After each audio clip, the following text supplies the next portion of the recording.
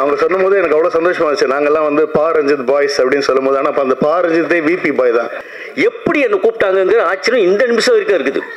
இந்த லைனில் நான் எப்படி வந்து உக்காந்து நிற்கிறேன்ங்கிறது எனக்கு ஒன்றுமே தெரியல. வேற வழி இல்லாமல் எங்களுக்கு தலையெழுத்து அவனை நடிக்க வச்சுட்டான்.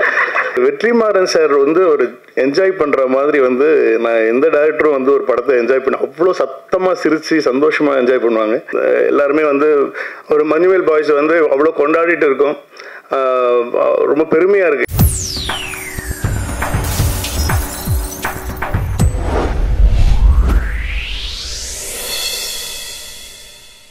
கிரவுண்ட் ஆனாலும் ஃப்ரெண்ட் ஆனாலும் மங்காத்தா ஆடும் பார்ட்டி. பிடித்த இடம் கோவா, பிடித்த உணவு பிரியாணி.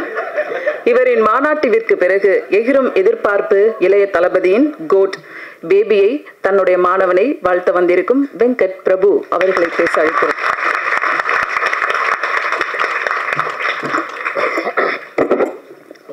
எல்லாருக்கும் வணக்கம்.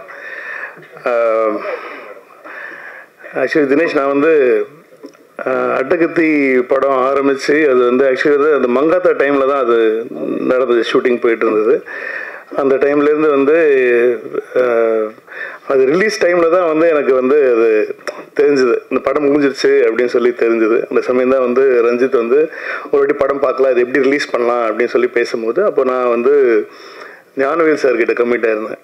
அப்போ வந்து ஒரு வாட்டி வந்து ஞானவேல் சார்கிட்ட வந்து இந்த படத்தை போட்டு காட்டணுன்ற போது ரொம்ப சந்தோஷமான விஷயம் என்னென்னா வந்து வெற்றிமாறன் சாரையும் வந்து அந்த ஷோக்கு நம்ம கூப்பிட்டுருந்தோம். கூப்பிட்டுட்டு வெற்றிமாறன் சார் வந்து ஒரு என்ஜாய் பண்ணுற மாதிரி வந்து நான் எந்த டேரக்டரும் வந்து ஒரு படத்தை என்ஜாய் பண்ண அவ்வளோ சத்தமாக சிரித்து சந்தோஷமாக என்ஜாய் பண்ணுவாங்க. அதுதான் வந்து பெரிய ப்ளஸ் ஆச்சு அந்த படம் வாங்குறதுக்கு, ஞானவேல் சார் வாங்கி ரிலீஸ் பண்ணுறதுக்கு. ஸோ அந்த டைமில் வந்து அதுக்கப்புறமா வந்து ரஞ்சித்தோட வளர்ச்சி வந்து உங்கள் எல்லாரோட வளர்ச்சியும் சேர்ந்து பெருசாக ரொம்ப பெருசாக இருக்கிறது வந்து எனக்கு தான் ரொம்ப ரொம்ப ரொம்ப பெருமையான ஒரு விஷயம். ஏன்னா வந்து அவங்க சொல்லும் போது எனக்கு அவ்வளோ சந்தோஷமா இருந்துச்சு. நாங்கள்லாம் வந்து பா ரஞ்சித் பாய்ஸ் அப்படின்னு சொல்லும் போது, ஆனால் அப்போ அந்த பா ரஞ்சித்தே விபி பாய் தான்.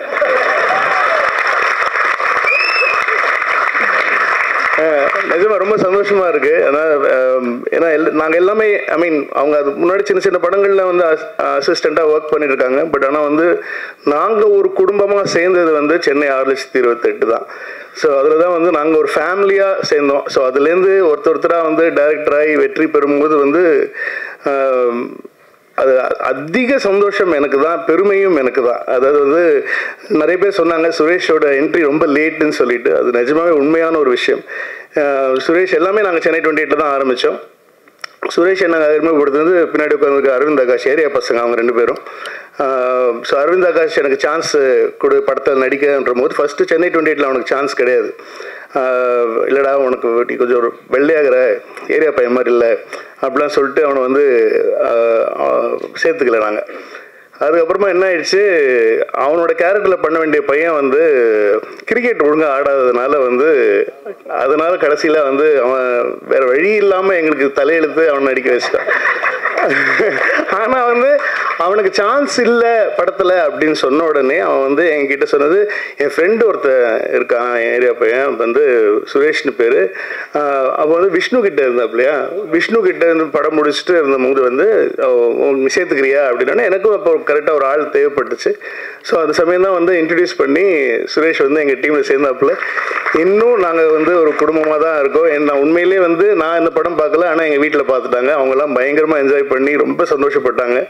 ஏன்னா நிறைய யாரோ ஒருத்தங்க சொன்னாங்க சுரேஷ்க்கு இவ்வளோ ஃபன் தெரியுமா அப்படின்னு சொல்லி சொன்னாங்க. ஆனால் உண்மையிலேயே வந்து அவர் முன்னாடி பண்ண கதையை மட்டும் இப்போ பண்ணியிருந்தாருன்னா வந்து அது அவ்வளோ பயங்கரமான ஃபன்னான ஒரு ஸ்கிரிப்ட் தான் வந்து ஃபஸ்ட்டு என்கிட்டே சொன்னாப்புல, இந்த ஒரு ஐடியா இருக்குது சார் கேளுங்க அப்படின்னு சொல்லிட்டு. அந்த ஐடியாவும் வந்து அவர் வாழ்க்கையில் நடந்த ஒரு உண்மை சம்பவம். அந்த சம்பவத்திலேயே அரவிந்த் ஆகாஷுக்கு பங்கு இருக்குங்கிறது வந்து ஒரு ஒரு செய்தி. பட் ஆனால் வந்து எனக்கு ரொம்ப ரொம்ப சந்தோஷம். அதாவது வந்து இப்போ இருக்கிற சுச்சுவேஷனில் வந்து இப்போ எல்லாருமே வந்து ஒரு மனுவேல் பாய்ஸ் வந்து அவ்வளோ கொண்டாடிட்டு இருக்கோம்.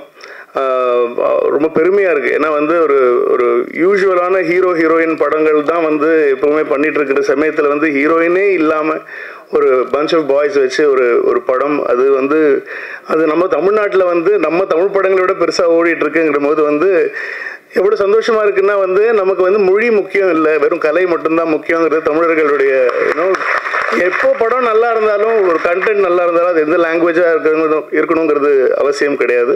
அதை தாண்டி நம்ம என்ஜாய் பண்ணிட்டு இருக்கோம் அப்படிங்கிறது ரொம்ப சந்தோஷம். அதுவும் வந்து இப்போது அதே பேட்டர்னில் இல்லை, இந்த படம் ரொம்ப நாள் முன்னாடியே ஆரம்பித்து ரொம்ப நாள் முன்னாடியே பண்ணிட்டாங்க. ஊர்வசி மேடம் வச்சு ஒரு ஃபிலிம் அப்படின்னு சொல்லும் போது வந்து அது வந்து அவ்வளோ எக்ஸைட்டிங்காக இருக்குது கேட்குறதுக்கு. ஏன்னா அவங்க அவ்வளோ பெரிய ஒரு என்டர்டெய்னர், அவ்வளோ பெரிய ஒரு ஆக்டர், அவங்களோட ஃபேன்ஸ் தான் எல்லாருமே.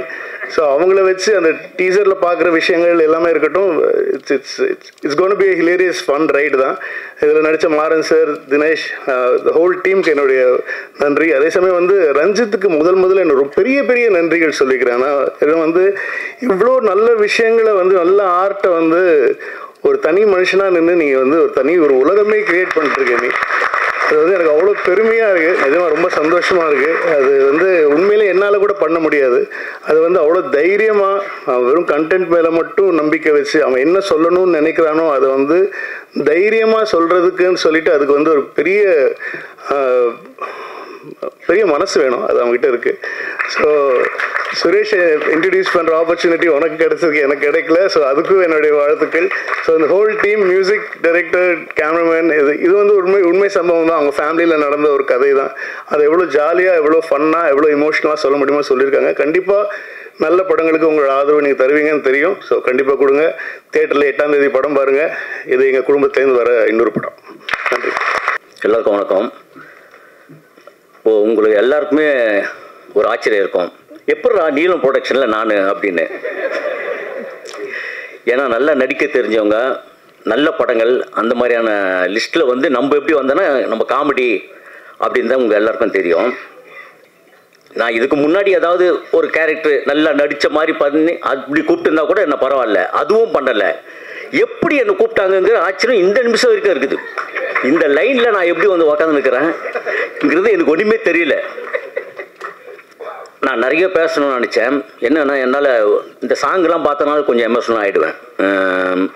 இந்த படத்துக்குள்ள வந்து சொல்கிற விஷயங்கள் வந்து நிறைய இருக்குது. இந்த படம் ரிலீஸுக்கு அப்புறம் சொன்னால் தான் உண்டு, ஏன்னா நிறைய விஷயங்கள் சொல்லக்கூடாதுன்னு இருக்குது. நான் நிறைய விஷயங்கள் வந்து நான் உங்களுக்கு ரிலீஸுக்கு அப்புறம் பேசுகிறேன். எல்லாருக்கும் நன்றி, வணக்கம். அழைக்கிறோம் ஆட்டக்கத்தி தினேஷ் அவர்களை. ரொம்ப சந்தோஷம் உங்கள் எல்லாரையும் பார்க்குறது. ரொம்ப நாளுக்கு அப்புறம் மீட் பண்ணுறோம். அண்ட் வெங்கட் பிரபு சார் இங்கே வந்து அட்டகத்தி அப்போ ஷூட் அப்பயே நான் எதிர்பார்த்தேன். அது ரொம்ப வருஷத்துக்கு அப்புறம் இப்போ இங்கே வந்திருக்காரு. அது ஒரு மாதிரி எனர்ஜர் எல்லாருக்கூடையும் இருக்கிறதே சந்தோஷம்தான். அண்ட் ஜே பேபி அந்த வெயிட் இல்லை, நம்ம கொஞ்சம் வெயிட் போட்டிருந்தோம். ஆனால் படத்துக்காக அந்த வெயிட்டை கொஞ்சம் அதிகம் பண்ணி காமிச்சது. இப்போ திருப்பி நார்மல் ஆகிட்டு இருக்கு. ஜே பேபி வந்து பர்சனலாக எனக்கு வந்து நான் எங்கள் அம்மா கிட்ட வந்து சின்ன வயசில் எப்போயும் சண்டை போடுவோம்ல, அது பேச மாட்டோம். நான் அது மாதிரி பேசாமல் அவங்கள அம்மானு கூப்பிட்றது எனக்கு பிளாக் ஆயிடுச்சு. எனக்கு வாங்க போங்கன்னு ரொம்ப மரியாதையாக தான் பேசிட்டு இருப்பேன். இந்த படம் பண்ணிட்டு இருக்கும்போது ஒரு சீன் அம்மாவை தேடும் போது ஒரு பெரிய ஃபேக்ட்ரி, அதில் ஃபுல்லாக ஷவுட் பண்ணி கூப்பிட்டுட்டே இருக்கணும், நல்லா சத்தம் போட்டு கூப்பிடணும். எனக்கு வந்து அதை கூப்பிடும் போது தான் ஒன்று ஓப்பனாக ஒரு பிளாக் கிளியராக நம்ம இருக்கு. ஓகே, இந்த ஒரு சீனுக்காக தான் இந்த படம் எனக்கு அமைஞ்சிருக்கு போல இருக்கு அப்படின்ற மாதிரி எனக்கு ஃபீல் ஆச்சு. அப்புறம் ஆக்டிங்காக வந்து பார்த்தீங்கன்னா முதல்ல பண்ணும்போது பயங்கரமாக நடிக்கணும் அப்படின்ற ஒரு இன்ட்ரெஸ்ட்ல, அப்புறம் குக்கு விசாரணை நிறைய நல்லது நடந்திருக்கு.